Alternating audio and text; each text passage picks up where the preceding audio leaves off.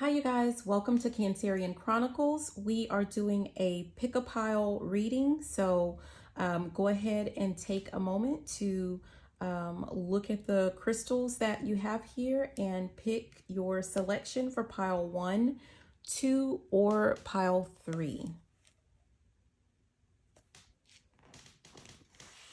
Okay, so we're starting off with the first pile here. And we're going to see what the messages are for you.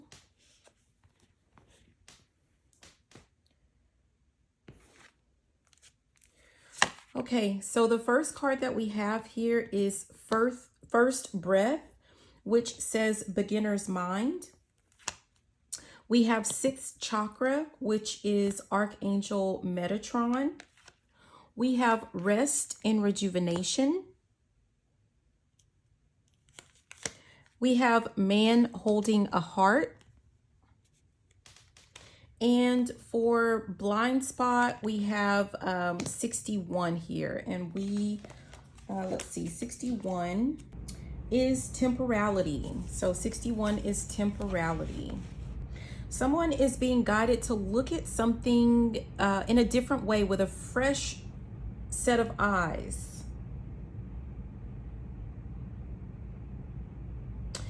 After either meditating or taking a break from a person, place, thing, situation, you're needing to come back and look at it from a different perspective is what I'm getting. Most likely this has something to do with love. This has something to, we have the man holding a heart here. With 61 temporality, let's see what we have. It says you're either too attached to the temporal in general or to an aspect of the temporal. This has caused you to lose sight of the bigger picture, which includes much more than the temporal world. You might be looking for a solution that does not exist in the temporal world. That's like looking for a lost key, but being convinced that the key is somewhere in one specific room and never finding it because the key you're looking for is not even in that room. The temporal world is a world of the purely physical. It's particles, body, color, shape, soma, physical health, the physical aspect of sex, money, houses, places, things, the physical aspect of food, plants, people, and pets, possessions, etc. It is the realm of the material. So for someone, you guys are looking for something in a person of, the opposite sex or whatever your gender preference is, but you're focused a whole lot on the actual physical of that person. So it's like you haven't found this person yet because you're focusing in, you're honing in a little bit too much on things that you can touch. And you need to focus more on I'm getting something about like the way that this person makes you feel, with actual actions that the person takes. So not just listening to what they say, but actually making sure that their actions and that their words align. Something to do with character, because I heard something about character development. So some of you guys need to go back to the drawing board when it comes to some type of, I'm hearing something about on the prowl. So someone's possible search or hopes for romance, you need to go back to the drawing board. Someone needs to redo, revamp, recreate, or actually create an actual list of things that you are looking for, but focus less on the actual physical and focus a whole lot more on those things that really are going to make you happy in a relationship. And it doesn't have anything to do with what I'm hearing is height or the size of someone's booty. So I'm sorry, I don't know what else to say about that. But you know what I mean. So that is, I hope that this message was helpful, and thank you and have a beautiful day. Okay, so we have option 2 here. And let's see what we have. We have vanishing mirror, storm warning, financial constraints. We have magician and the mirror. And then we have for the blind spot, we have 33. And I'm going to go ahead and see what that one represents. So 33 is shame. Shame. Okay.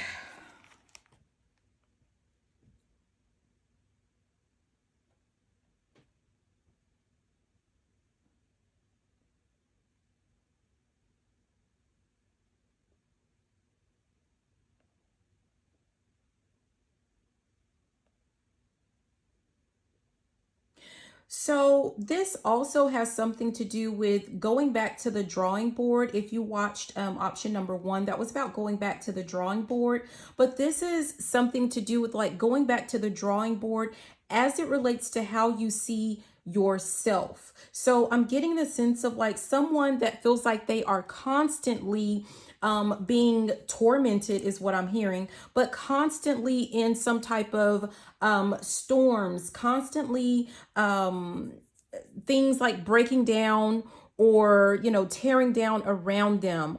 Specifically when it comes to finances, when it comes to money, someone kind of feeling like they're having trouble with manifesting, like they feel like they've lost their ability to manifest. Again, I'm really getting that this is specifically something to do with finances for someone.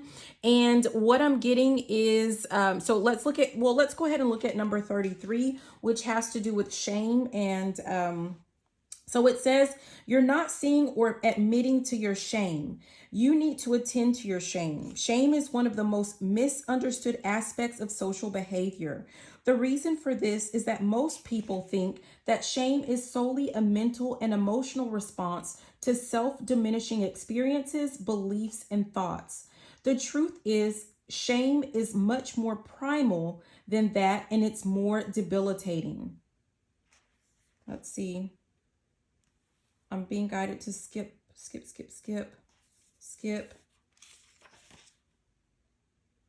Ask yourself, what do I feel ashamed of in this situation? What about this situation makes me feel like a bad person or defective or not good enough or wrong? You need to directly address and lovingly resolve whatever comes out of that questioning. Bring the parts of yourself that you're ashamed of closer to you and include them as part of you rather than push them away. Okay. So it's kind of like, this is like on a subconscious level, right? So I'm hearing something about self-sabotage. So if someone is trying to, build up or rebuild their finances, make a new way or a new start for some of you guys, someone feels like they've hit rock bottom, and I'm hearing I've fallen and I can't get up.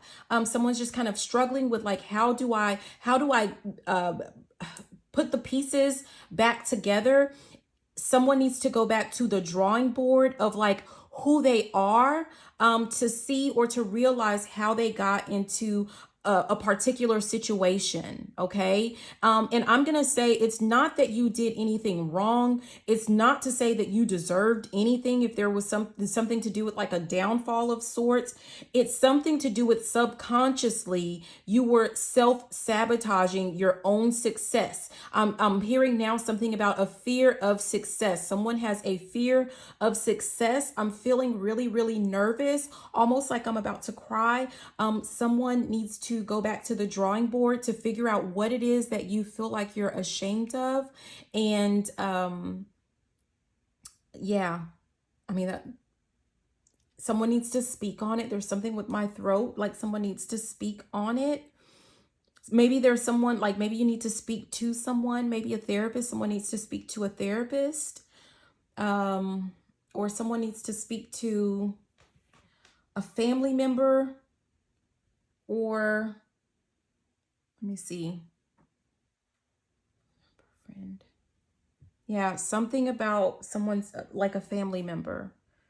I'm hearing the song, You Can Do Damage. So someone may have like knowingly or unknowingly, I don't know, it might have some, for some of you guys, there's a family member that may have said or done some things that caused some type of damage, but it's like damage that you can't really see. And you guys need to kind of go back and talk it out or something like that. So I hope that this message was helpful, and I'm going to leave it there. Thank you so much for watching, and have a beautiful day.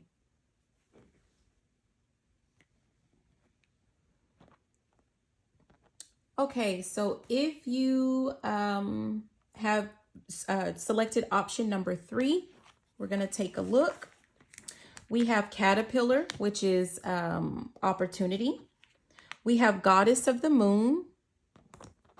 We have the Garden and the Gate. We have the Thinking Woman. And we have for the blind spot 25. And I'm going to go ahead and take a quick look to see what that one is. Resistance.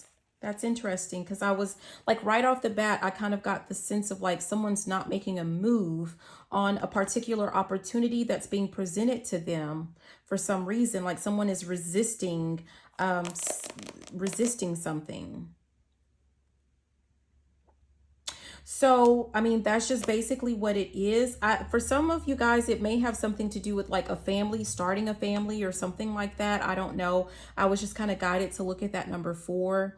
But not necessarily for everyone. For some of you guys, it's like maybe that's the reason why you're hesitant or you're resisting making an actual decision, or why it's taking someone so long, because not that it's about starting a family or having a family. For some of you guys, your family is kind of at the forefront, or it's kind of like what is preventing you from making that decision. Or maybe there's already a decision that you know that you want or that you need to make, but because of like someone is worried about what their family is going to say or think or do.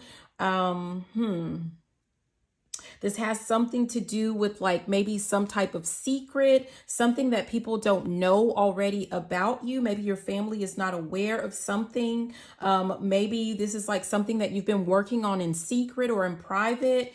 And so even if you're excited about it, it's kind of like you're worried about like what your family is going to say. I'm still kind of stuck on like what someone's something to do with family. And it's like a beautiful opportunity is there, and it's just like waiting for you. But you're just sitting there on the outskirts.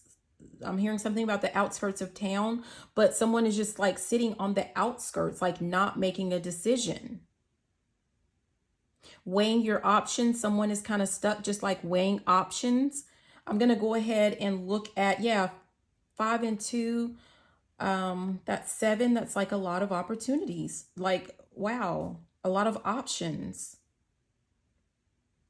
Let me look and see what it says about resistance here. You are in resistance. You're not admitting that a tug of war is occurring within you, or a tug of war is occurring between yourself and someone else. Okay, I'm going to skip that. It says we can meet with opposition from the outside, and we can meet with opposition from the inside. Is this... I'm getting the sense of like this opposition is from the inside. It's from within you, but it's kind of like you are putting it as if this is like you're afraid of like some type of opposition from the outside, but really this is an internal struggle or an internal battle. Oh, wow. Okay, I should have kept reading. It says, resistance from the outside is external people, events, and circumstances opposing you, but internal and external resistance go hand in hand. If you've drawn this, you don't get to tell yourself that other people are resistant to you, so it isn't your issue. This universe is a time-space reality that is based on the law of mirroring. So the resistance we encounter on the outside is a reflection of internal resistance that exists. Usually internal resistance that we're unaware of. What did I just say? This is something like, this is on like, wow. Like some type of, this is like a subconscious level. This is like, someone needs to look at this. I mean, all of them have to do with like looking at something from a different perspective, whether you chose option 1, 2, or finally this option 3. But this is all about looking at something in a different way. So rather than looking at like, well, my family is going to see it this way or that way, if they are serving as your mirror in this instance, you're going to have to kind of dig a little bit deeper and see why it like really, what is it that you are resisting within yourself and why?